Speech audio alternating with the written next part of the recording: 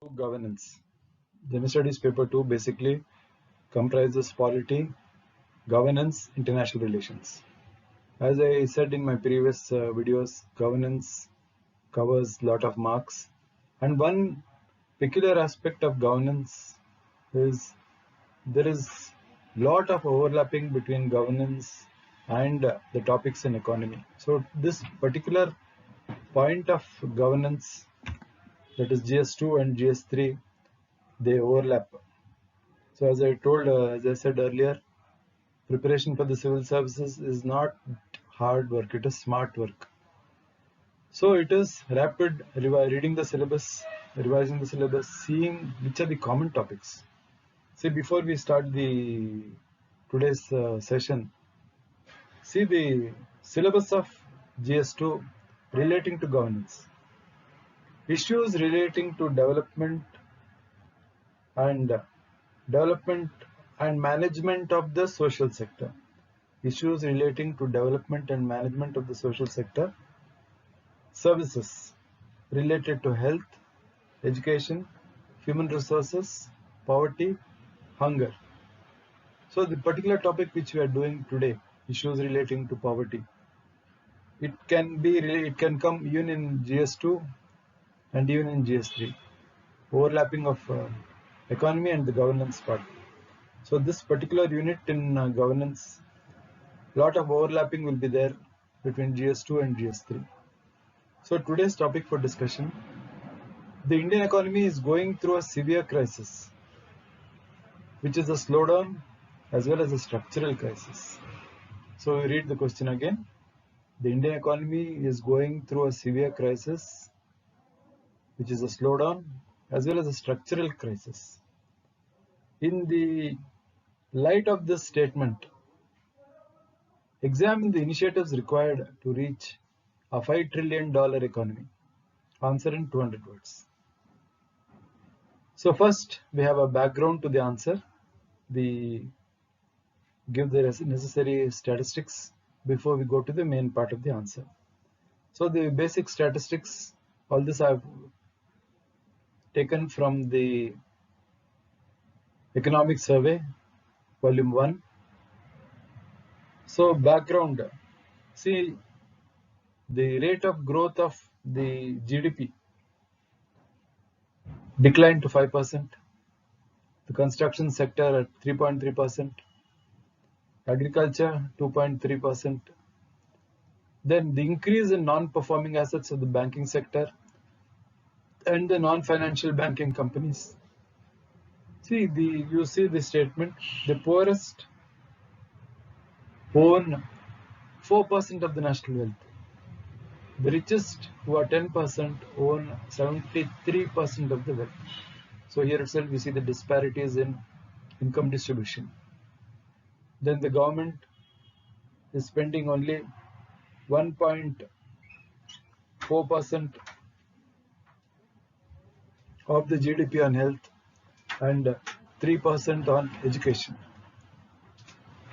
So with this background, we go to the main part of the answer. When we say the economy is going through a severe crisis and slowdown as well as a structural crisis, so for this, how do we come out of the severe crisis? The answer is inclusive growth. What is this inclusive growth?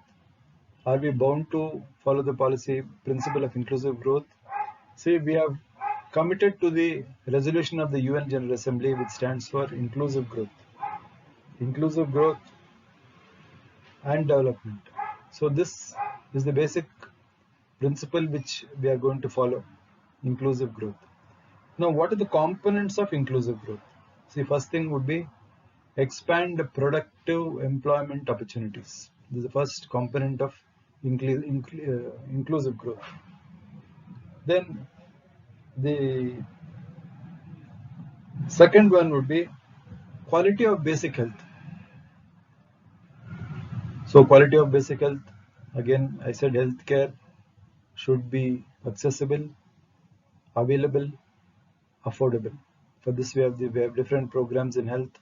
We have the National Health Mission and other related schemes. So When I say quality of basic health, I mean the three parameters it should fulfill of accessibility, affordability, availability.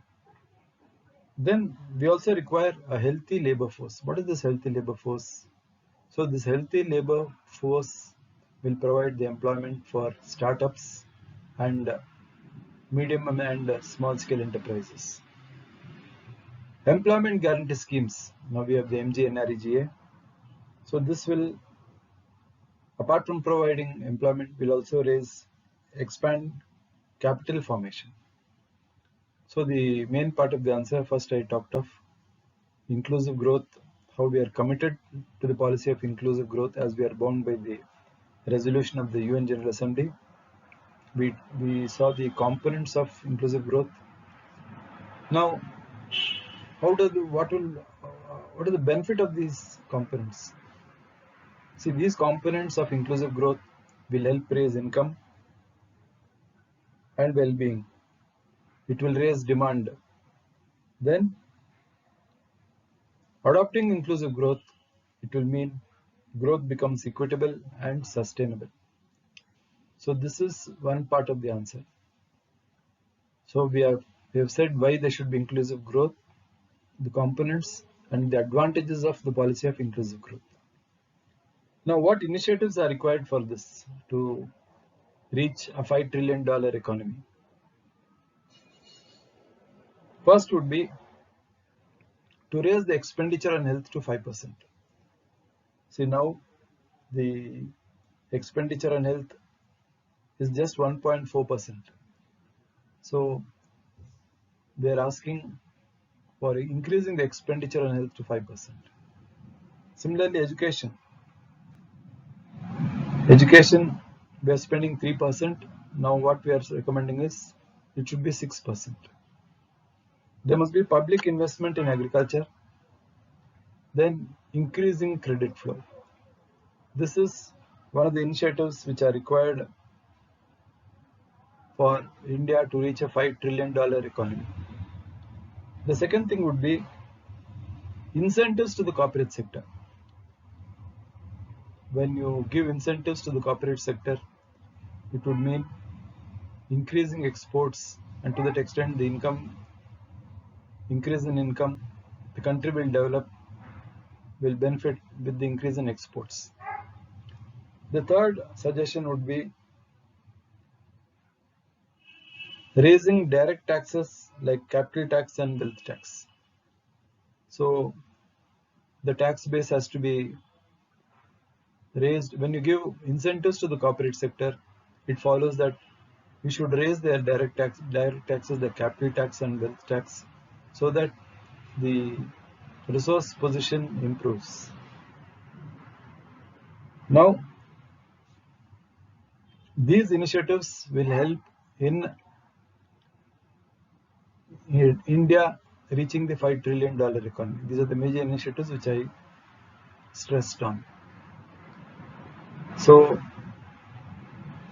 going back to the main part of the question, I said the introduction, we just give the figures of the economic survey which describes the current state of the economy.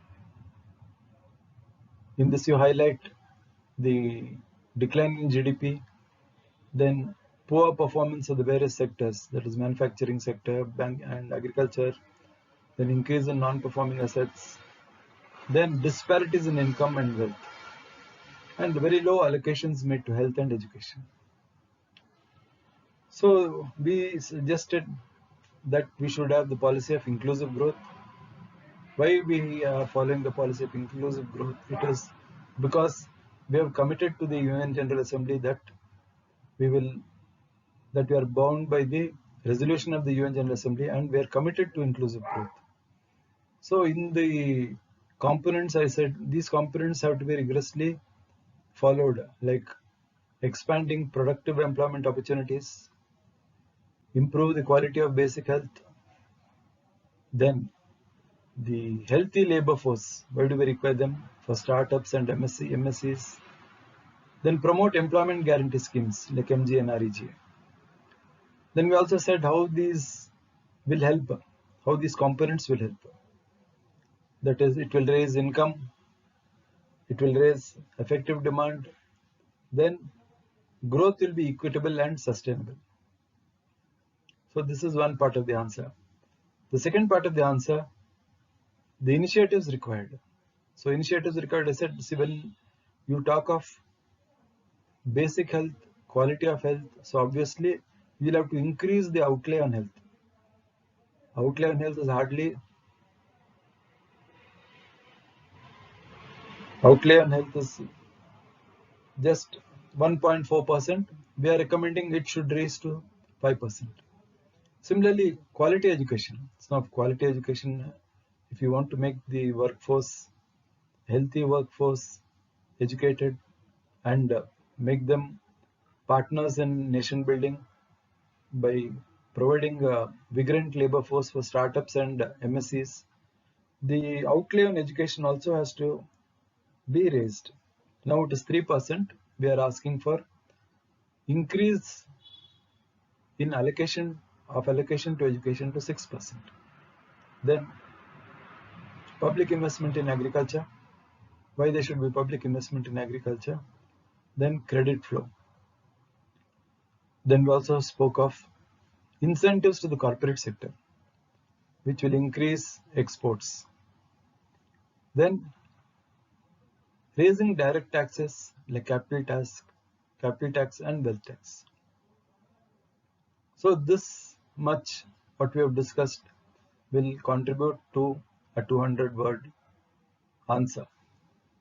As I said, this when I was seeing the interrelated syllabus between GS2 governance and economy, lot of overlapping is there, especially the one part of governance, that is development of the sectors like health, education, then poverty, hunger, human resources. They are linked to the economy part also.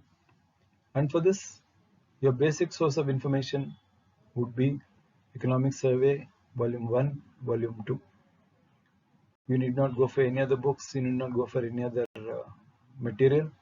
And as I said, you need not waste too much of time on the Economic Survey. Go to the closer part, the recommendations, and see the recommendations are prepared by